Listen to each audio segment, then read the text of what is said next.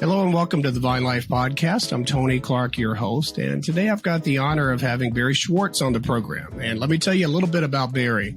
Now, Barrie Schwortz was the official documenting photographer for the Shroud of Turin research project, the team that performed the first ever in-depth scientific examination of the Shroud of Turin in October 1978.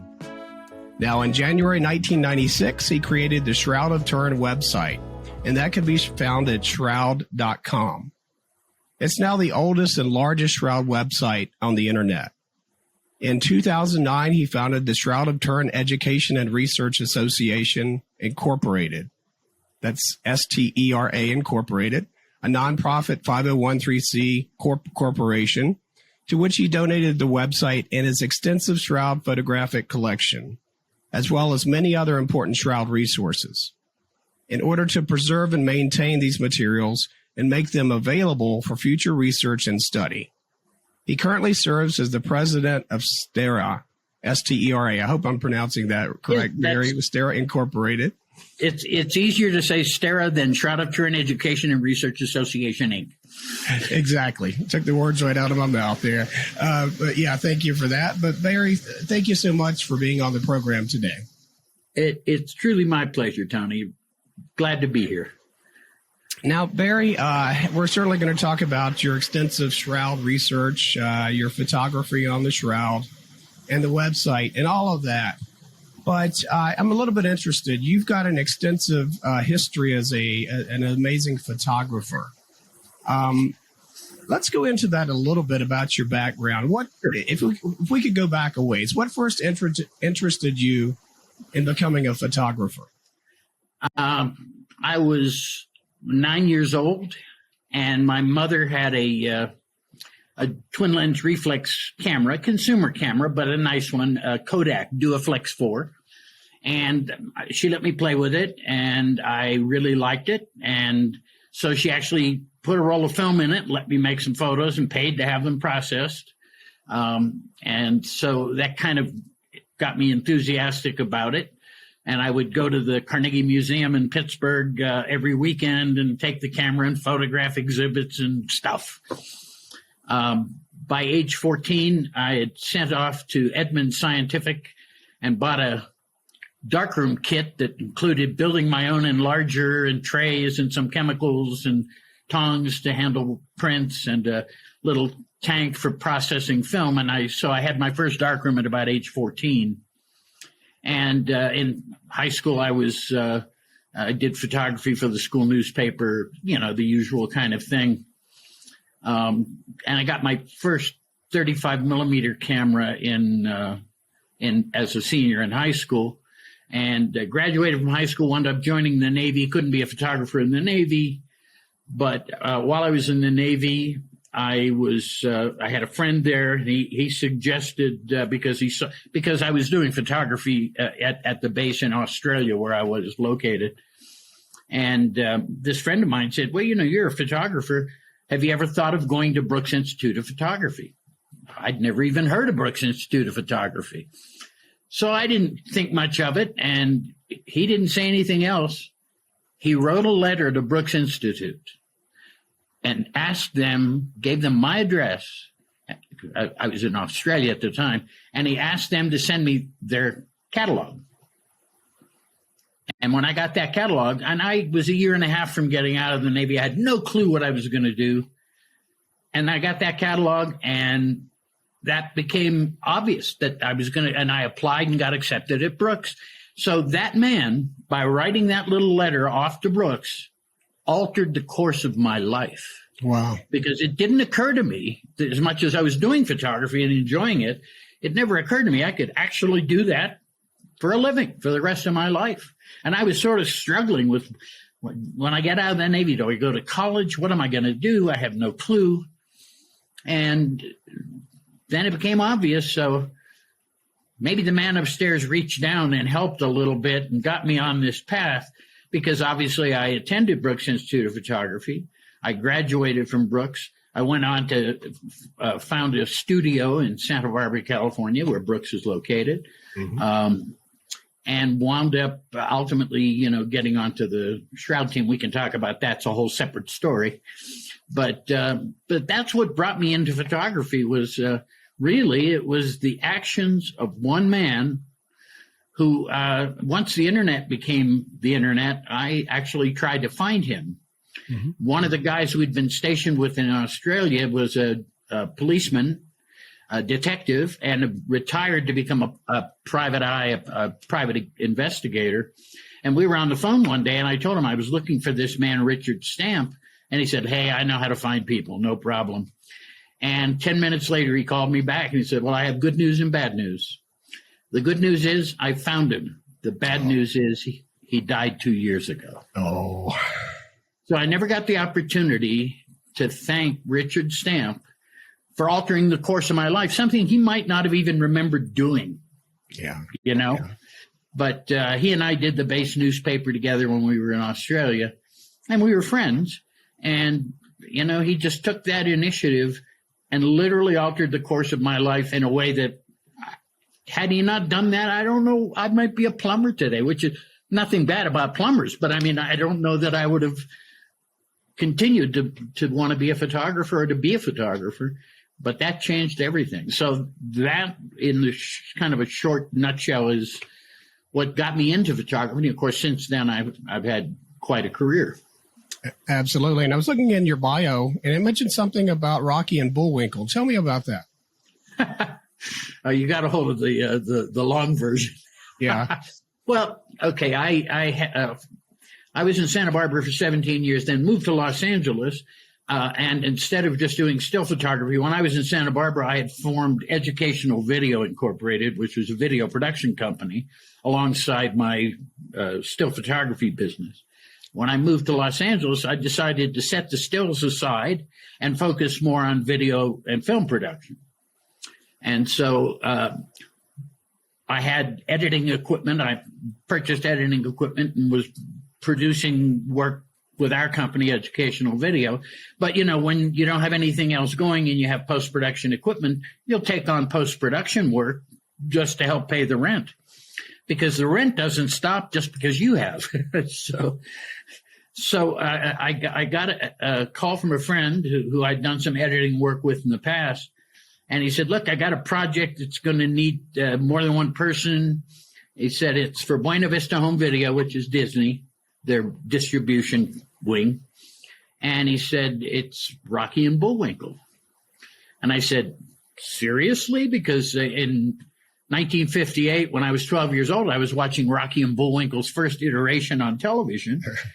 Although I have to admit that when I was 12 years old, I didn't catch all the double entendres and content that was hidden in Jay Ward's dialogue. And I'm amazed, because it was a rather crudely drawn cartoon. I don't think adults were paying much attention. But there was a lot of adult humor kind of hidden within this cartoon show. And, of course, as an adult, and I'm re-editing all the shows for Disney to release them as home videos, we're seeing all these things that we wondered, how did they get away with this back then? Today, they wouldn't get away with some of that stuff. And the answer was nobody was paying attention because it was a cartoon show for kids. Nobody paid enough attention to see that there were some hidden meanings in certain things. And I won't go into details. But anyway, so I didn't, I did that project. That was a 3-year project, and we edited 21 programs. They released 17 of them. And a couple of years after we did that, I had it on the resume. I was going to a developers conference in San Jose, California, where Kodak and Philips were introducing something called the CD-ROM. Might have heard of it. And that was their introduction of that CD-ROM. And I was interested from a standpoint of archiving Shroud materials and photography. So I got invited to that conference by a friend of mine who worked at Kodak. And so he had sent my resume to the vice president in charge of CD-ROMs at Kodak. And when I got to the conference and I met the guy, he had obviously read my resume, because when he was introduced to me, he goes, "Oh, Rocky and Bullwinkle." Rocky and Bullwinkle. he didn't say anything about the shroud, which was really my primary reason for being there. No, but he was all jazzed about Rocky and Bullwinkle. I thought, I think I'll just leave that on the resume because I was going to take it off.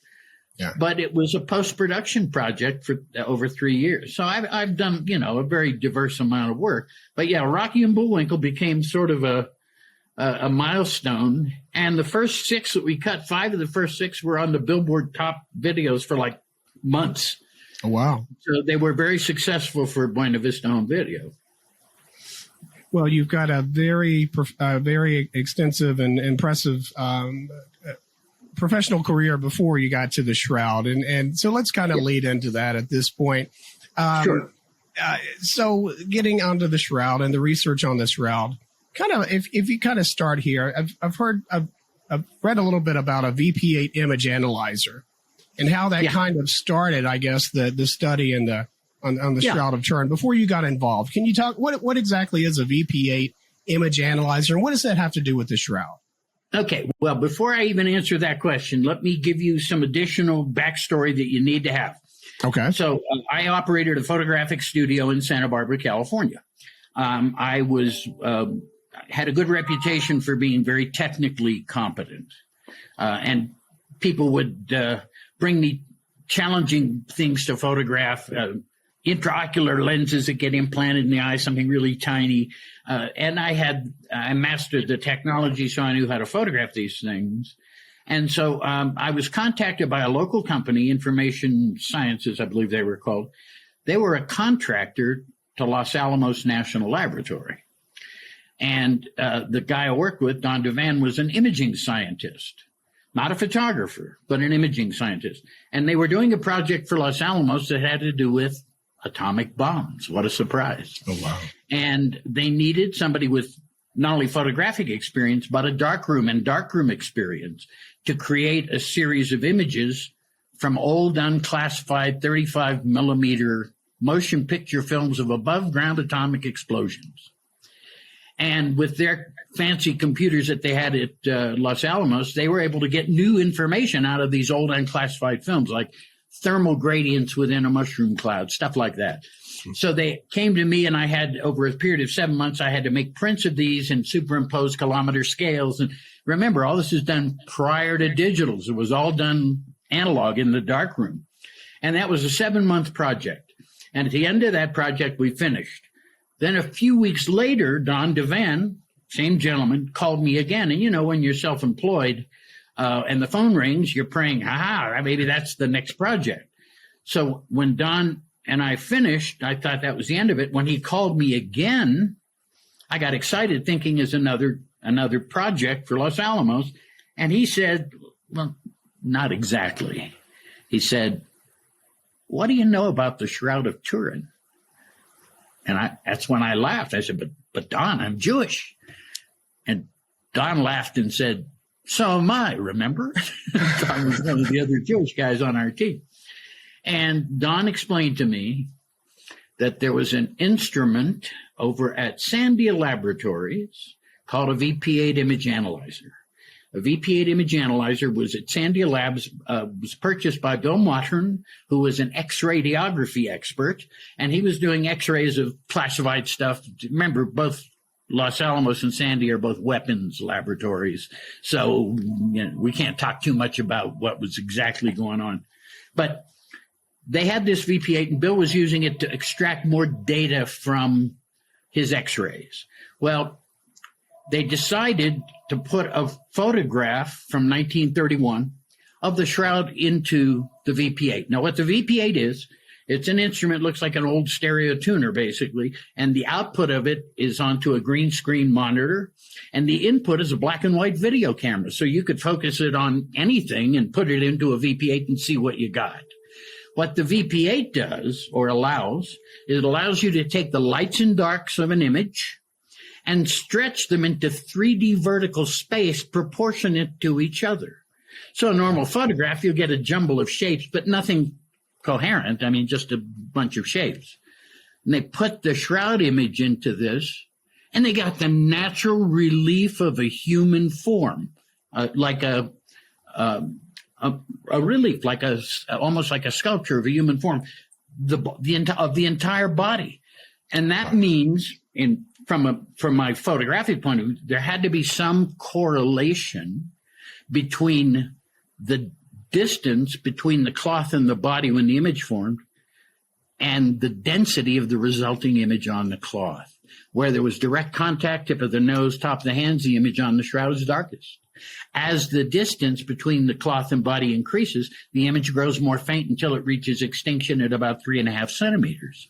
Mm-hmm. Well, as soon as he told me that, I realized, well, wait a minute. Photography and artworks don't do that. You're not going to get that. In a photograph, we imply depth and shape by highlights and shadows, but we're still working in a two-dimensional plane. Yeah. This has taken that two-dimensional image and stretching it into vertical 3D space, and we're getting this natural relief of a human form, which no other normal image would ever yield. And that was the catalyst. It was Don DeVan, who was working at Los Alamos on his projects for Los Alamos, met up with John Jackson and Eric Jumper and Bill Modern over at Sandia, and they took a shroud photo because Jackson had been studying the shroud since he was a kid, and he had gotten Don DeVan involved a couple of years before that. I wasn't even aware of that at the time.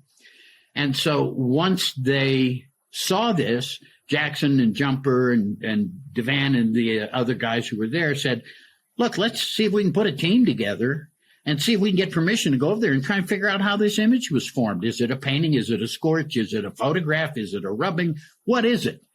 And so the VP8 ultimately became the catalyst for the formation of the STURP team. And in my presentations, and you can find some of these on the internet, I actually show video taken right off the screen of a VP8 of one of my shroud photographs, and you can see this. And for comparison, I took a photo off the wall of my friend who had the VP8 of his grandkids, and we put that into the VP8, and you can see the distorted faces and mouths and nothing like what's on the shroud. So there is something unique about the image on the shroud that encoded spatial or topographic information into the density, the lights and darks of the image itself. And that's unique. That's the only image I've ever seen that has that property. Wow, that's pretty amazing. So you were the sole photographer in the original program? Initially, yeah. Once DeVan, because when Don said, "Look, we're going to need a photographer on the team," and because he and I had just finished working, he knew I was very technically competent. He said, so we're going to need a photographer. Are you interested? You want to be on this team? I said, no. Because I said, look, I don't want to get involved in something that's theological or religious based. It's not my field. It's not anything I have any experience with. And I don't feel comfortable getting involved with that. But that image property stuck in my brain, and I was really curious about that. And then, to be honest, I was thinking, well, free trip to Italy. Never been to Europe before then. And so I thought, well, all right. So I did ultimately join the team. Once I joined the team, we started having our meetings. We had 2 guys from the Jet Propulsion Lab join the team. One of them, Don Lynn, had been head of imaging on Voyager, Viking, and Mariner and Galileo projects for NASA. So he was my hero instantly on the team. And so we started having these meetings, and they started listing all the photography that was going to be necessary: ultraviolet reflectance and fluorescence photography, infrared. These were all techniques that I was familiar with. I'd studied them when I was a student in school, but I'd only been out of school, 6 or 7 years. And so I hadn't done those techniques much in all those successive years, so I didn't feel that comfortable. And I also realized that one guy, even if he worked 24 hours a day over 5 days and nights, couldn't do it all. Mm-hmm. So they said, well, who do you recommend?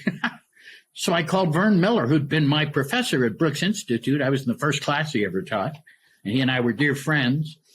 And I remember saying to Vern Miller, I said, Vern, how'd you like a free trip to Italy on me? And he laughed. He said, are you serious? And I said, yeah, I am. And so Vern Miller joined the team. He was head of industrial scientific photography at Brooks. had far more experience in some of these techniques than that I did. And so I became the documenting photographer, and he became the chief scientific photographer, rightfully so. At that point in time, Ernie Brooks, the owner of Brooks Institute, said, well, look, we have all these great resources here.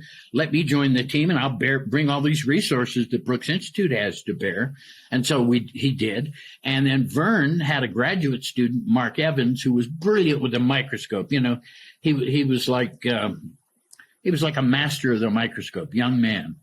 And so Vern enlisted him to join the team to do microscopy for the team because he was so good at it.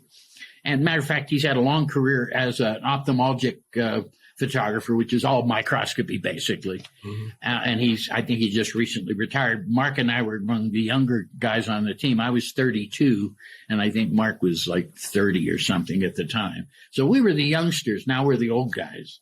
Yeah. But so that was how it started, and that's how the team grew. That nobody sat down and made a list and said, call these guys. It was always, you know, we're going to need a chemist. And one guy from Los Alamos said, hey, I know this chemist right here at the lab that's brilliant, and he has archaeological background and experience, Ray Rogers. So he became the lead chemist on our team. That's how the team grew. It wasn't somebody making a list and picking one organization to select people from. I think we represented around 20 different organizations on that team.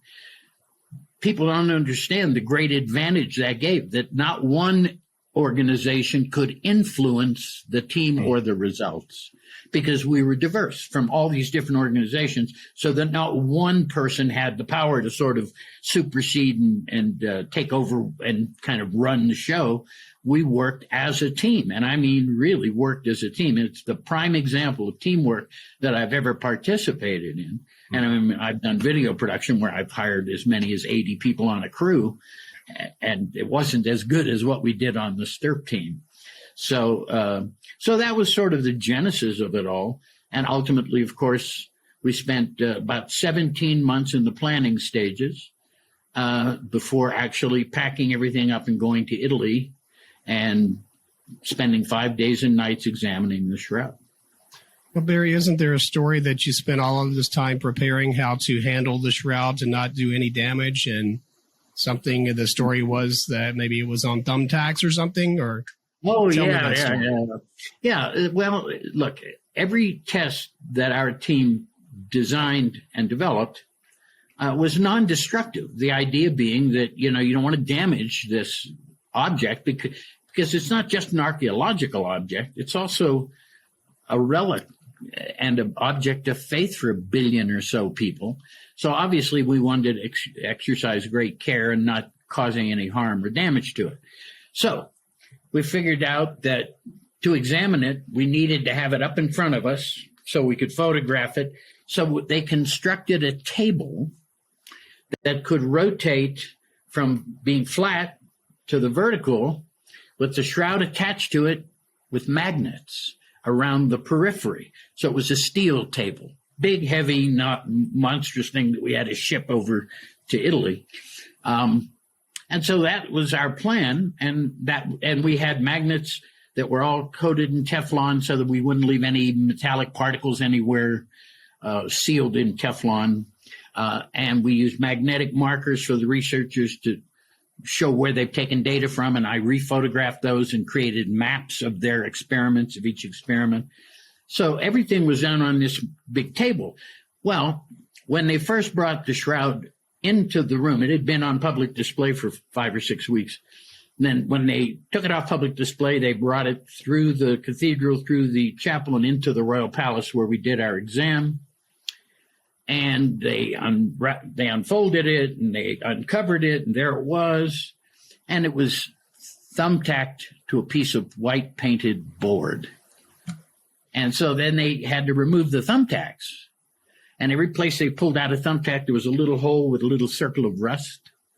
Because you know how thumbtacks are made of kind of cheap metal, and so they rust very easily.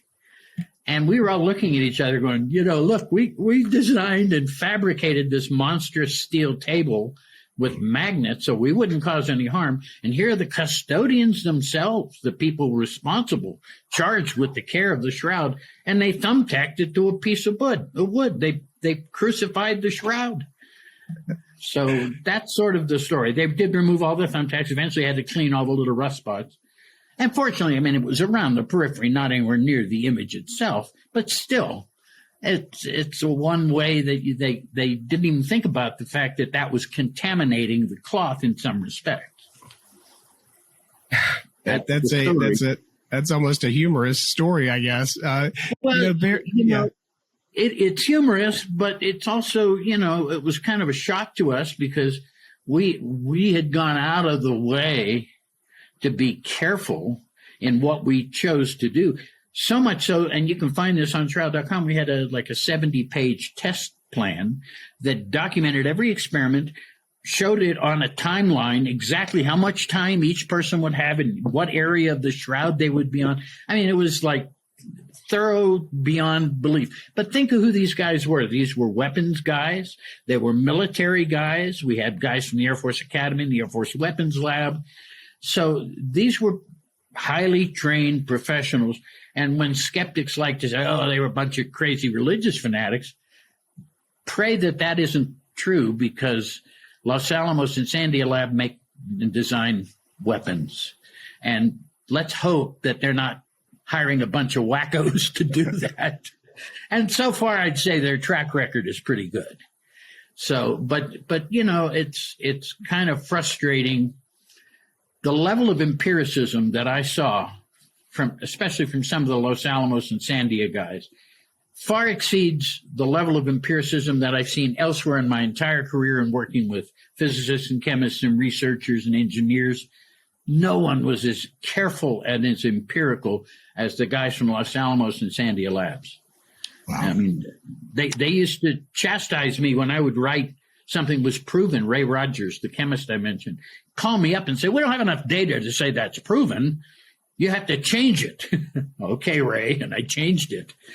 He said, you can say that the evidence is pointing in that direction, but you can't say it's proven. So they were really fussy about making claims, which I think under the circumstances was truly the right thing to do in this case, because a billion or so people were looking at what we were doing, and their faith in some cases maybe was hanging in the balance. We didn't want to cause any harm that way. Our goal was to perhaps support it, but mainly our only real question was that we wanted to answer was, how's that image formed? Is it a painting, a scorch, a photograph, or a rubbing? Those were the four proposed mechanisms by the skeptics, and we proved it was none of those. So in the end, people always say, okay, so what's the answer? Well, how was it made? And the only correct and honest answer is, we don't know. We were able to eliminate those four things. We can tell you what it's not. It's not a painting, not a scorch, not a photograph, not a rubbing. We've excluded all those scientifically, but we don't know of a mechanism to create an image that has the chemical and physical properties that are documented on the shroud. So the only honest answer, even 45 years later, is we still don't know. Barrie, I'm curious, going into this project, did you have any preconceived notions as, in your opinion, what it was? And were you out to maybe disprove or prove something? Yeah, I think somewhere along the line I said, give us 5 minutes and we'll find the paint and come home. I ate those words. It's 45 years later. There was no paint, and I'm still doing this. But that's because after the radiocarbon dating, which is a whole big separate story, all of the work done by the STURP team that pointed towards authenticity, just discarded, ignored, based on one test that turns out was improperly performed anyway. And the sample that they chose, look, I think you don't need to be a scientist to know that if you're going to test a piece of cloth that's 14.5 feet by 3.5 feet, and you take a sample from one corner, you need to take a sample from somewhere else as a point of comparison as a control sample. They never did that with the radiocarbon dating, only this one corner. And it took 27 years and the Freedom of Information Act because they refused to release their raw data, which is unusual in the scientific community. Once you paper is published, he released the data so other scientists can see it and maybe even repeat the experiment, which is what scientists are supposed to do. And Barry, just for the audience, you're talking about the radiocarbon dating or the carbon-14 dating that was done in 1988, and basically, correct. I'm thinking that I'm remembering the conclusion to that is the shroud is much younger than 2,000 years old. Is that correct? Right. They said it was conclusion.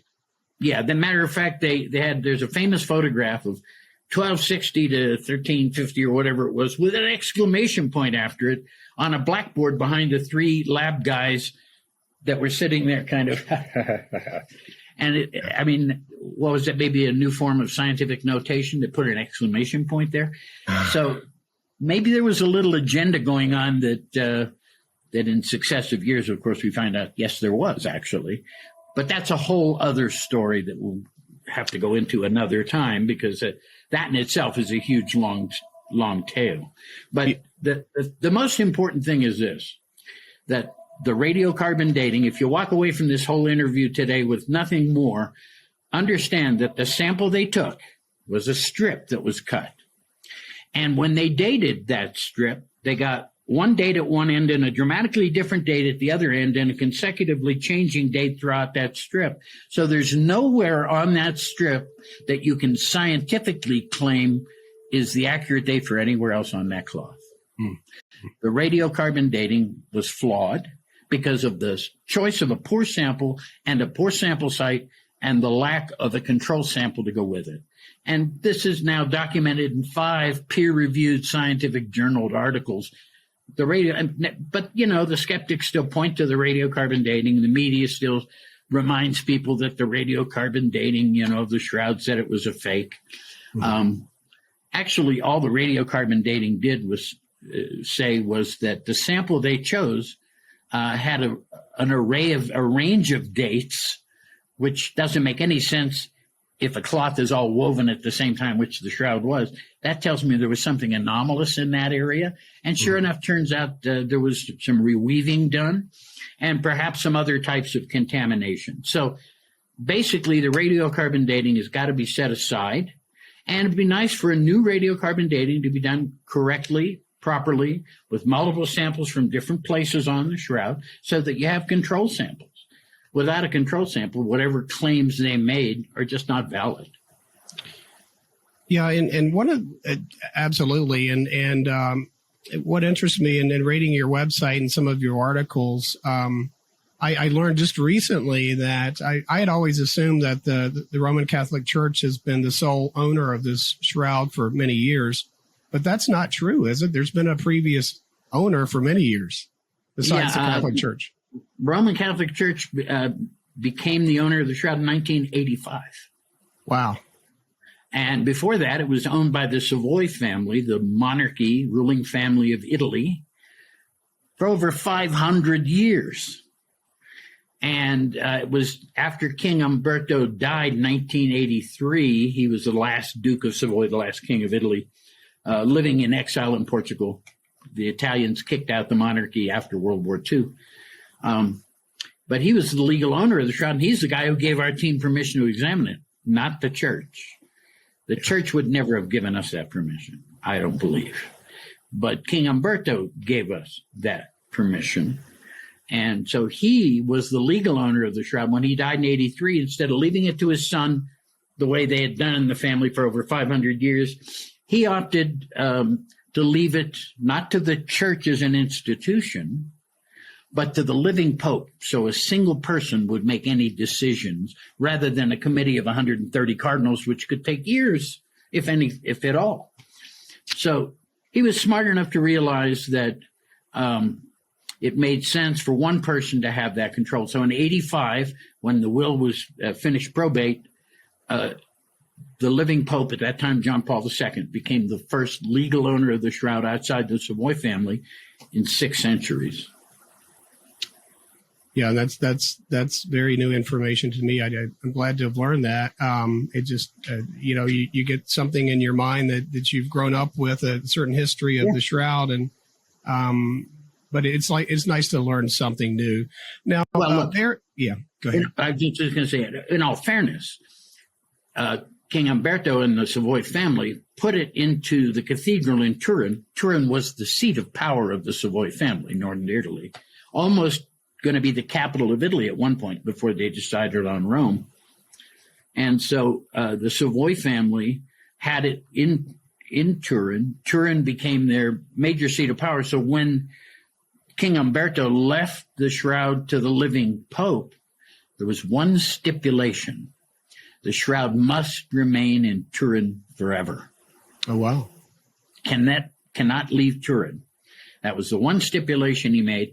And so when skeptics or people that are uninformed always say, oh, well, the Catholic Church controls it. And I go, yes, but only since 1985. And of course, if you look back since 85, not a whole lot's been done since 85 with the shroud. They're not messing with it. Now, I'm not expecting to see another examination like what we did in my lifetime. I don't think that's going to happen. Look, I can say this candidly and honestly. I think it serves the church's purpose best to remain a mystery. I understand that. Very, very good points. Now, Barrie, I've heard you talk about in one of your interviews, you stated that all of the scientific research that's been done on the shroud that you were a part of, basically you said science and faith are not in conflict or should not be in conflict. What do you mean by that? Well, look, I said this, actually I'm quoting out of my TED Talk in the Vatican. And in that talk, I pointed out that from my perspective, having been directly involved in shroud science and dealing with people of faith throughout that entire process, that I said that science is simply man's attempt to understand God's creation. So I don't see them in conflict. I mean, if God gave us this capacity, I mean, here we are, look what we're doing. I mean, look at what we've been able to create out of our own minds. So God gave us this capacity, and expects us to use it. That's what science is about. It's to try and understand our environment, our lives, our health, and everything that's going on in the universe around us. So I don't see a conflict there.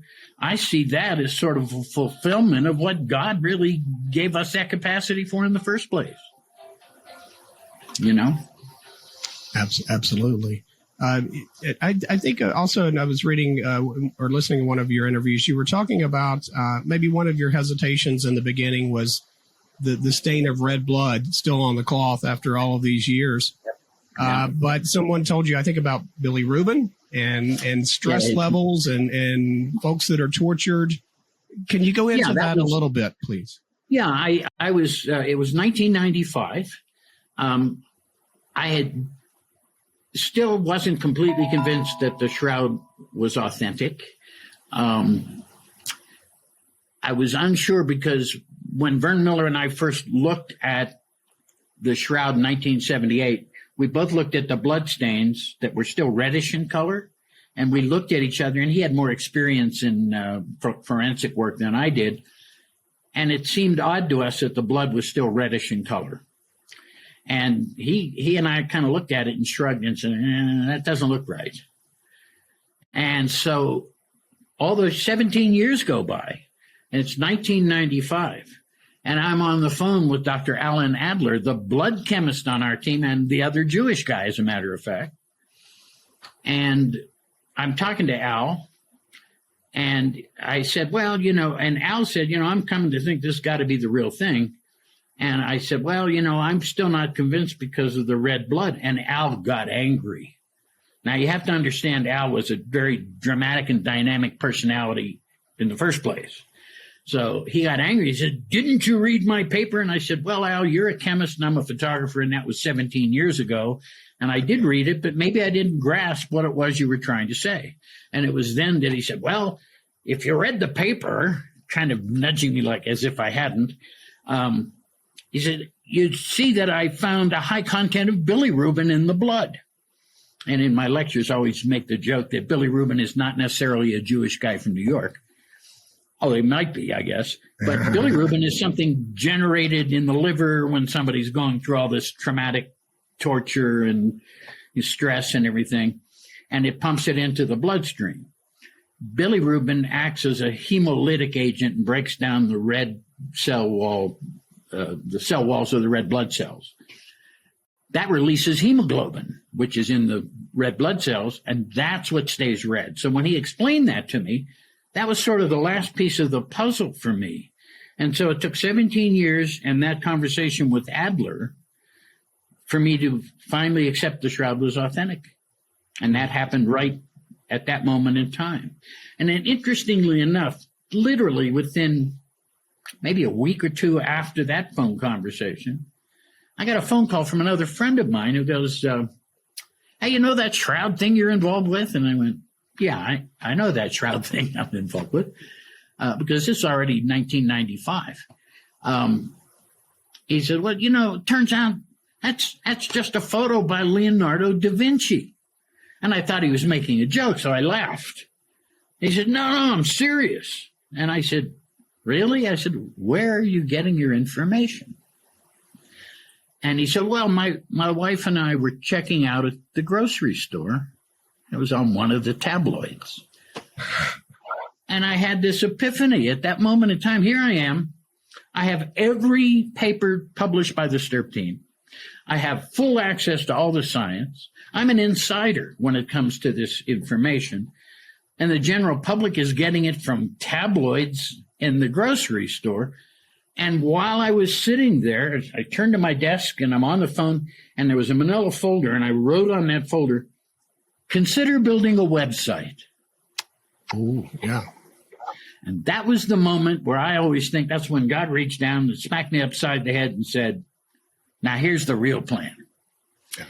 And so at that moment in time, I got the idea to build the website. This was later in the year of 95.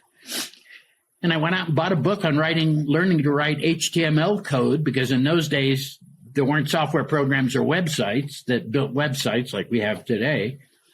And I had to learn to write code, and I did. And my son and I went up to Lake Tahoe to do some backcountry snowmobiling over the Christmas vacation at the end of 95. And at night in the hotel in Kings Beach, when it was snowing and we couldn't do anything, I was sitting there with a yellow ruled tablet and this book, and I started writing code to build Shroud.com on a yellow ruled tablet. We got back on the 1st, and I started writing the real code. And on the 21st of January, 1996, 3 weeks later, Shroud.com went online. Wow. Yeah. And here it is 27 years later, and nobody's more surprised than I am that I'm still doing this. Mm-hmm. But it's an extremely impressive website, and you could certainly stay on there for weeks, if not months, looking through the information. And I highly encourage those that are listening or watching, if you get a chance and you're interested more in some shroud research, legitimate shroud research, go to shroud.com and you'll find a plethora of information on that website. Now, as a matter of fact, I interrupt you quickly just to tell everybody that there's a search engine on the front page of Shroud.com. Search is only within Shroud.com. There's 175,000 words in the index to that search engine. So if you use a search engine, if you know how to use a search engine, which most of us have learned how to do over the years, you should be able to find whatever you're looking for on Shroud.com. But I always tell people, when you come to Shroud.com, pack a lunch and a snack. Absolutely. Well, it's a huge website, and definitely worth your interest and time. Now, one of the other things that interests me on the shroud, Barrie, is the individual that apparently was crucified in the shroud, and many people believe that it is Jesus. That the nail mark is through the wrist instead of through, I guess, the traditional paintings of the hand. What's the significance of being crucified through the wrist as opposed to the hand? Okay, well, let me show you. First of all, historically, artists would point right here to the middle of the palm, and that's where they would put the nail in their artworks or their sculptures. But the phalanges, there's not a lot of meat there between those bones, and the weight of a body, you could easily rip your hand loose from that. So Look, these Roman soldiers who had to do this nasty job, always the lowest guy on the totem pole for sure, they did enough of these to know how to find the right spot. Take your thumb and your little finger and put them together. Notice the groove? It's called a thinner furrow. And if you put a nail right in the middle of that groove, you're only 1 inch down from the center of the palm. But at an angle, the exit wound will come out here, closer to the wrist. Mm-hmm. And it was at a slightly downward angle. So it's not the center of the palm, but about 1 inch below the center of the palm, right in the middle of that thinner furrow. Because look, all the Roman soldier had to do is grab the hand, do this. Look at that. Boom. Perfect spot. And there you go. Wow. So that's the difference. So it's not through the wrist down here. Okay. But just about here. So it's still in the palm, because some people said, well, if it isn't in the palm, then it goes against the Gospels. No, that's still part of the palm. Yeah. It's just a different part of the palm than the middle of the palm. Very, very interesting. And my gosh, such fascinating aspects when you're just, in your research on the shroud and others' research on the shroud, to go through all of these different points, the wound in the side, the pooling of the blood, the bilirubin, and so on and so on and so on. Well, yeah. Recently, go ahead. Recently, Joe Marino, a shroud scholar at the top of the list, wrote an article, and he contacted me. He's on my board of directors anyway. And we were talking about how many different disciplines are involved in the study of the shroud. And I guessed around 30. That was off the top of my head. And he stopped counting at 94. Wow. Which is an indication of just how many different areas of research have gone into the study of the shroud. It's not just archaeologists or chemists or physicists or photographers, but just a huge range of disciplines, including theologians, biblical historians, and all of that data is out there now and available for everybody. And that was the whole point. One of the reasons I built Shroud.com was the average person didn't have access to a research library. Back in the mid-90s, if you wanted a research paper, you had to have access to a university research library.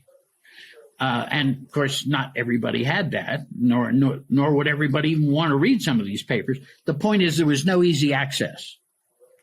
And because of that, I decided we need to put this stuff out there where everybody has access to it. And that's why on Shroud.com, there's no advertising, there's no pop-ups, there's no trackers, there's no cookies. We do not monetize our visitors. We want people to come there anonymously, free, no flashing lights and trying to sell you stuff. And that way you can have the experience. The only way we know who has come to visit our website is if they decide to join our mailing list, and they can do that if they wish. Mm-hmm. And to join our mailing list, you don't even have to put your name in there, just an email address.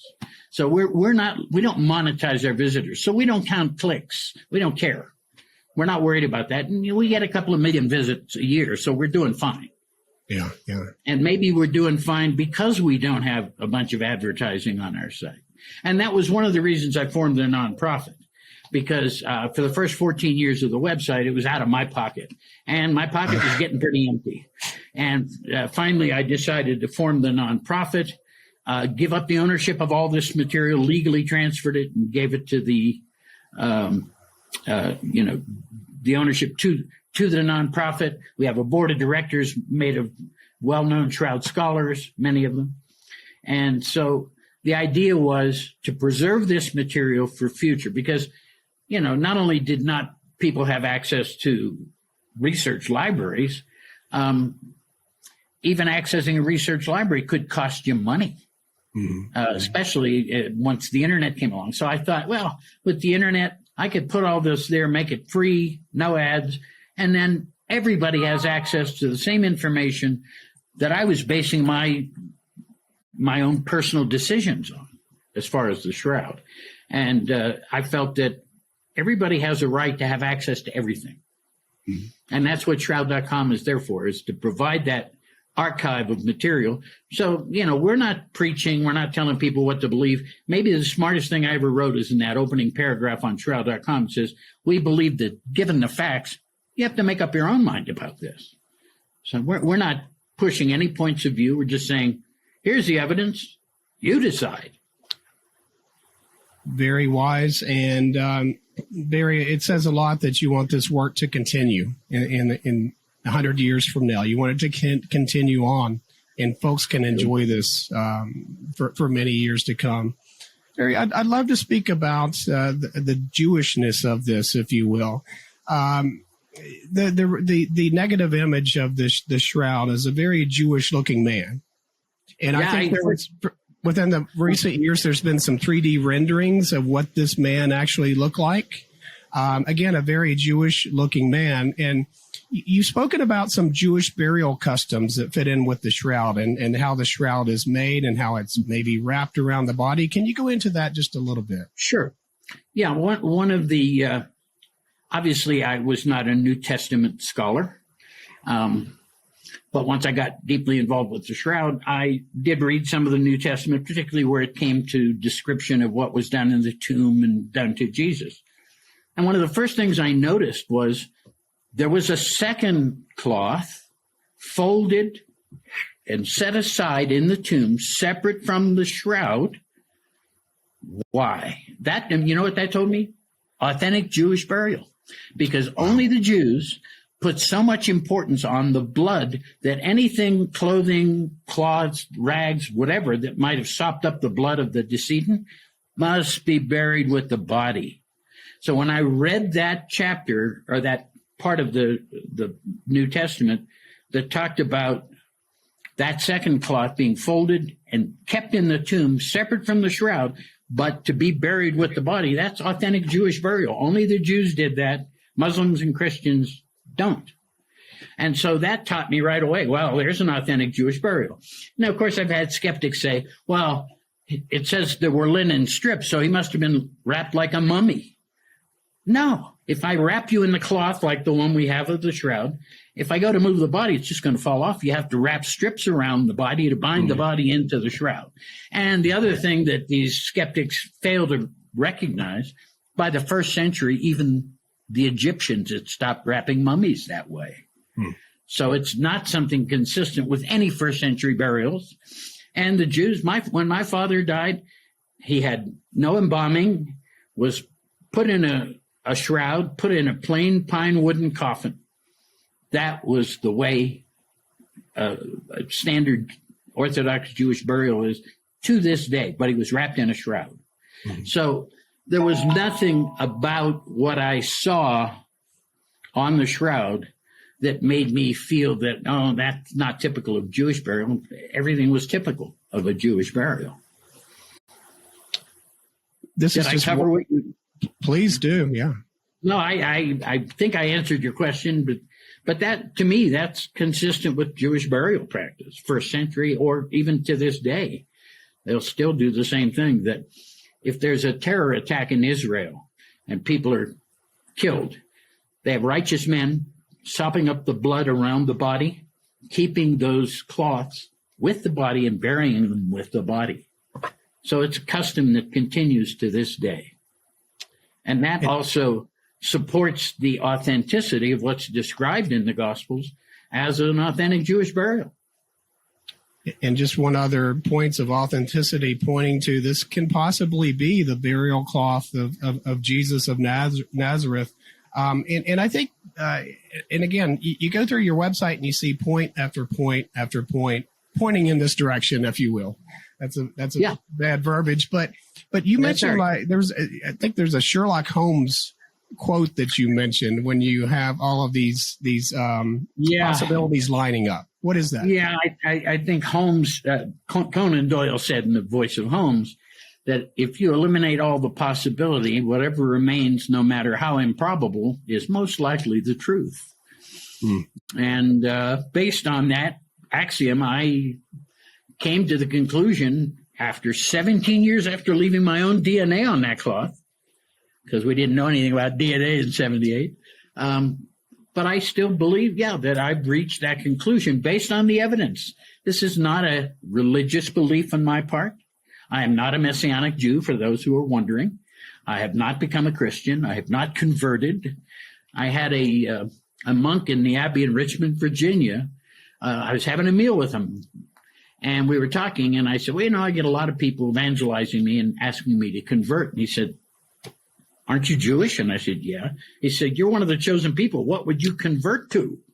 And I went, well, I hadn't thought of it that way. He said, Jews don't have to convert. They only have to accept. And that eased my mind. And now I've come to understand, because I do get evangelized all the time. And I've come to understand and not be offended by that that's an expression of love. That's not something bad. But it does happen all the time. And I have a friend who's a hermit nun in Maine. And every time I'm on the phone with her, she evangelizes me. And pretty much by email, I get evangelized, people quoting out of the Gospels to me and things. And I appreciate that. I don't see that as criticism as much as somebody wanting to share with me the feeling they have in their own hearts. So how could I be upset with that? Well, for the Christian, I could think this can certainly, if it turns out that it was certainly not Jesus, it doesn't weaken our faith. It just, and if it is the burial cloth of Jesus, it would just strengthen our faith. So it's just it's so many things again, Barrie, that's pointing toward Jesus of Nazareth. To me, it's mind blowing. Here's a question you didn't ask. Why do we believe it's Jesus? The Romans crucified lots of people. They probably scourged lots of people.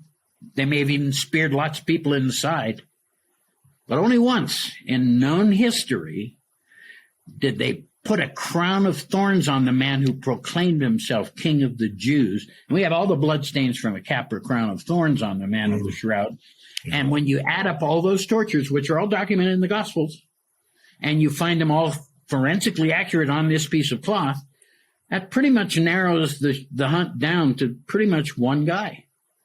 And I don't have a problem with that. People say, well, I say, listen, that's one of our boys.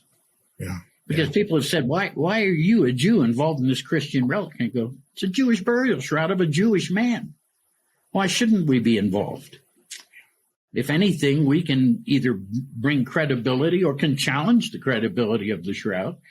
But in my opinion, based on everything I've studied, which is a lot now, over 45 years, the most plausible answer to what this is the burial shroud of the historic Jesus of Nazareth.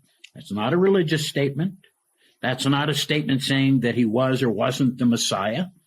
Prophesied where? In the Old Testament, of course, the prophecies. Why do many Jews not accept Jesus? Because all the full prophecies were not fulfilled. It was supposed to be peace in the world once Jesus, the Messiah came. And of course, that didn't happen.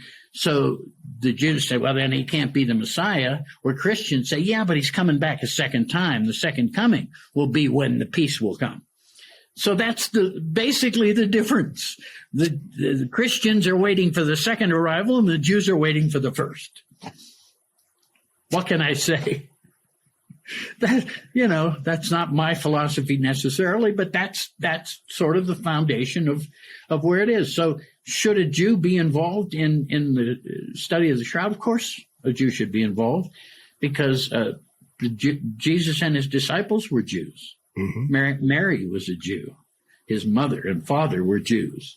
So why shouldn't, and that's why I can never understand anti-Semitism coming from a Christian. How is that even plausible and by the way, anti-Semitism on the rise in America now and around the world. Yes, again. It is. Yeah. And I cannot understand how any Christian could feel that kind of hatred for Jews when they virtually believe that the Son of God is a Jew. Yeah.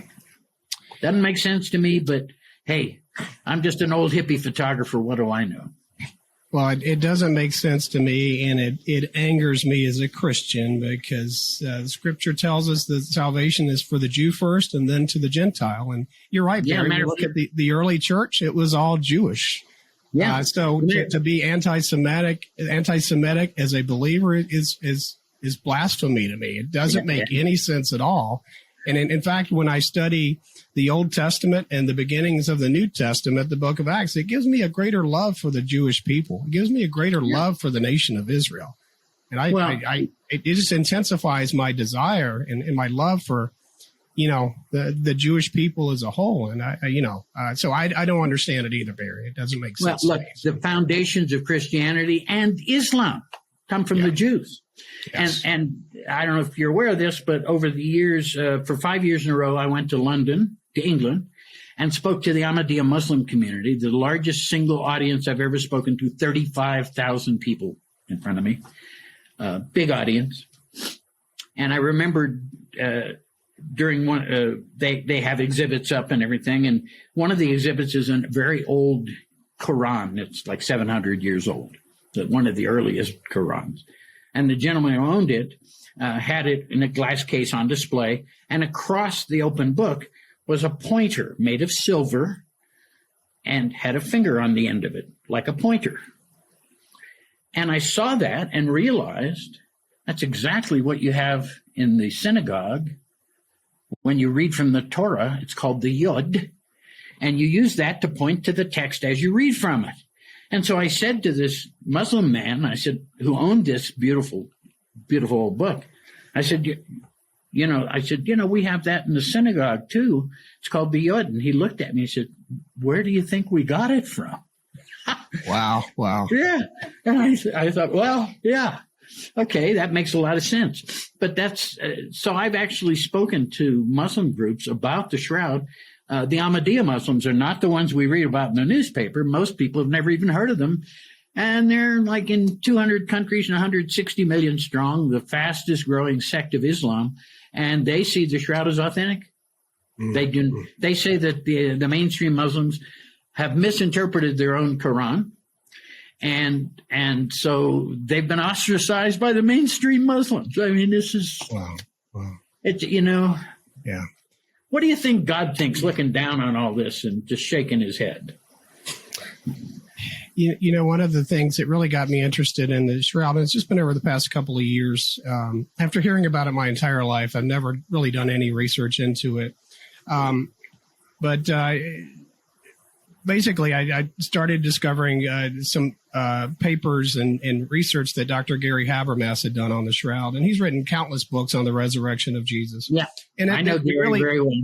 It filtered me toward your website and the research that you've done, and I'm just so thankful that I've discovered your website. I'm thankful that I've discovered your research, your photographic skills to God has given you to bring these things about. Barry, is there a legacy? Are you thinking about, is there a legacy that you want to leave to future generations from the work that you've done? Well, first of all, let me just throw something back at you about Gary Habermas. I met Gary Habermas first time, I think, in 1981. Wow. And, being Jewish, I didn't even know what apologetics was. We don't have that. In the Jewish faith, we don't have apologetics. But Gary and I have been friends since then. So that goes back a long time now. Now, as far as a legacy goes, one of the reasons for forming STERA, the nonprofit, and giving up the ownership of the website, the photography, all of the materials that I've collected, which are pretty massive, I wanted to make sure that after I'm gone, there's a way for it to continue. So by forming the nonprofit, by giving up all the ownership, first of all, it makes it less easy for people to accuse me of doing this for making a lot of money, because the money doesn't go to me anyway. I get a salary, I get paid, but I work 80 hours a month. So, or a week sometimes. I mean, I put in the hours, so I do get paid, and I have my Social Security in between the two. That covers me, and that's it. But the board of directors of our nonprofit includes noted Shroud scholars like Bill Meacham, the archaeologist, Joe Marino, the brilliant scholar who's written now hundreds of papers on the Shroud, Dr. Cheryl White, the historian, Russ Briault, who's a Shroud lecturer and scholar. And so, you know, we have a great board of directors. Joe Marino certainly would be my candidate for the next editor of Shroud.com. We have a systems administrator, a young man over in Georgia who has full access to everything and knows how to do. He's our system. He does all of our IT stuff that I don't do, which is I do most of it. And he does the stuff where you have to go into the guts of the computer that I let him do that. But he has full access, and he came to me through one of our board members, through Russ Briault, because Russ is in Atlanta as well. So something happens to me, they go to that young man, Harrison. He helps them get whatever they want onto the website. They'll have to hire a couple of people to do what I do, because who else is going to work 12 or 14-hour days, 7 days a week like I do? Not many. So but you know, they won't be paying me anything. So there'll be other people. They can pay a couple of people to do the work. Some of it is a full-time job. Some of it's part-time. So they'll be able to continue it, because it would be a shame for all this to be lost because I drop dead and nobody can pay the bills. Yeah. So we have that set up. So yeah, it still will be a massive challenge. I wouldn't envy their situation when I'm gone. But I'll be gone, so it won't be a problem for me anymore. But they'll be able to handle it. They're a bunch of very intelligent, articulate, skilled people that can handle this, and I think they'll do a fine job. And you know, as far as a legacy goes, to me, people say, you know, why do you do this? And well, I've created something that matters not just to me, but to millions of other people, and it matters to them on a very deep level. That's a gift from God. That's a legacy. That's how many of us live and die, and aside from our immediate friends and family, are forgotten in a couple of months or years. This is something that I've done and collected all this material, so many other important people that will live on beyond us. And that, to me, is the real significance of what I've done. I've preserved this material. I've preserved it so it remains available even after I'm gone. Pretty wise, Barrie. Barrie, what's on your agenda? What do you have coming up? Well, let's see. I have a phone meeting as soon as we're finished with a woman who's from the Houston Museum of Funeral History. They're building an exhibit of the Shroud, and today's meeting is to talk about what images and stuff they're going to need. So, but I told her, I said, I have a podcast, and it'll be somewhere after. She's in California, so it's an hour earlier there than it is here. It's 3:15, it's 2:15. So, you know, I told her sometime after 2, I'd be giving her a call. So that's happening. And, of course, I just completed a major update to the website, just went online on the 5th.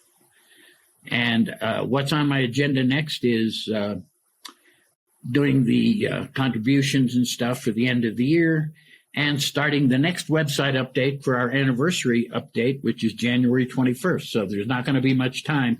When everybody else is celebrating Christmas, I'm already working on the January update to the website. Yeah. So I'm pretty much booked up through the end of January. But I'm not doing any more traveling. I'm doing this kind of presentation. This is easier.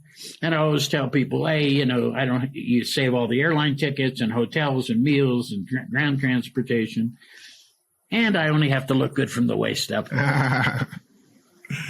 There you go. Absolutely. Pretty wise man.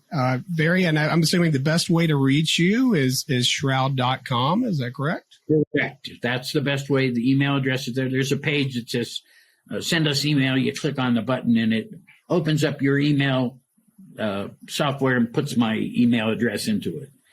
And that's on Shroud.com. So, well, I highly encourage folks that are listening or watching, go to Shroud.com and your mind will be blown, especially if you've got an interest in things about the Shroud. If you want to do more research, if you want to look into it further and investigate, you could, like Barrie said, you may ought to pack a lunch and a snack. And a snack as well. Yeah, because you could stay there for hours and days and weeks. So go to shroud.com. Go ahead. Yeah. No, I was going to say people do. As a matter of fact, whole books have been written using shroud.com as the basis. Wow. Pretty amazing. And it's extensive. So it will definitely keep your interest. But Barrie Schwortz, I can't thank you enough. I'm going to ask you to stay on just a couple of minutes after the conclusion of the program. But thank you so much for joining us and giving us your extensive history and information on the Shroud. My pleasure. And frankly, I enjoyed it because we talked about a few things that I don't normally get asked about. Some more personal. As you see, no questions are off limits. I mean, personal questions make sense. I mean, if I were the audience listening to me, I'd have some questions. So I'm not offended by any questions. Certainly glad to hear that. And thank you for filling us in on some of that other information that we don't always hear about. But Barrie, thank you so much. And until next time.